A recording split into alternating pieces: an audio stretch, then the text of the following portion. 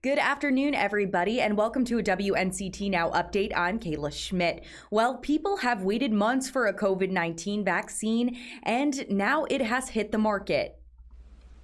Shots made by Pfizer and its German partner BioNTech are the first authorized for emergency use by the FDA. Dr. Katie Passaretti, Atrium's Health Medical Director of Infection Prevention, was the first in the state to be vaccinated. She described being vaccinated as a moment of hope in the fight against the pandemic.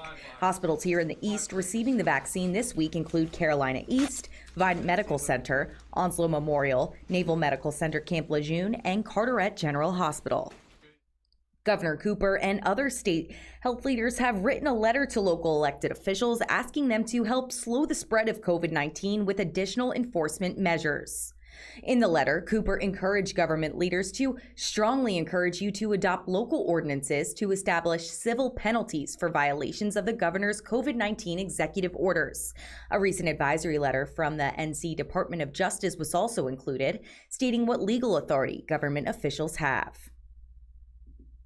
North Carolina has awarded its 15 electoral votes to President Donald Trump on Monday, following the will of the people in a state where the Republican won a narrow victory. The group of electors met in Raleigh at the Old Hall of the House of Representatives in the state Capitol building. North Carolina Republican Party Chairman Michael Whatley, one of the electors who voted for Trump, said in an interview that he's pleased with the state's election and that it ran smoothly, adding that the state and county boards of election did a fantastic job. We are going to take a quick break and be right back with more news. Stay with me.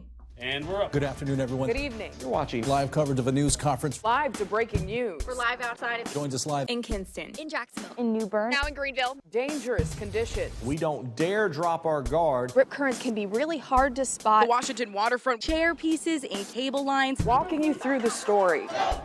Working day in and day out. this election. Unprecedented. I did speak to the Board of Elections Director. We are there with you. We're on your side. 9 on your side. Weekdays starting at 5. 9 on your side reporters are all across the East In Beaufort County, in Morehead City, in Belhaven, and in your neighborhood, On the New River, in Snow Hill, in New Bern. in Jacksonville. covering local stories that impact you. Well, this race was by no means a close one. The polls opened at 6:30 this morning, and people even lined up outside of this site. Some veterans are now joining a fight against a new enemy, the coronavirus pandemic. See their original reporting weekdays on 9 on your side news. Welcome back. I'm Kayla Schmidt with your local crime tracker. The Greenville Police Department is investigating a fatal shooting on Sunday night.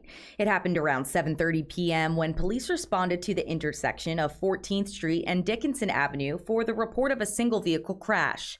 When officers arrived, they found 34-year-old Tion Ernal of Greenville in the vehicle. Police say Ernal was shot. He died at the scene. Officers are reviewing nearby security cameras to determine what happened before the crash. Detectives have arrested a convicted felon on gun charges in Pitt County. Last Friday around 11 p.m., the Pitt County Sheriff's Office Special Operation Unit observed a vehicle with no lights on in the middle of the road. Detectives detained the vehicle and occupant, 31-year-old Josiah Everett of Greenville. During the search, 2 handguns were recovered from the vehicle. Detectives also discovered Everett is a convicted felon. He was charged with 2 counts of possession of a firearm by a felon and 2 counts of carrying a concealed weapon. Everett was released after posting a $50,000 bond, but the investigation is still ongoing. And before our newscast at 5, do you know a woman who deserves the spotlight? 9 on your side is recognizing the great contributions that women have made to our nation and local communities. You can nominate a remarkable woman in your life by visiting WNCT.com and clicking on the Remarkable Woman contest page. In March, we'll highlight our 4 local women who will be considered for Next Star Nation's 2021 Woman of the Year Award. That is all for your WNCT Now update. Thank you for watching. Make sure to tune in our newscast at 5.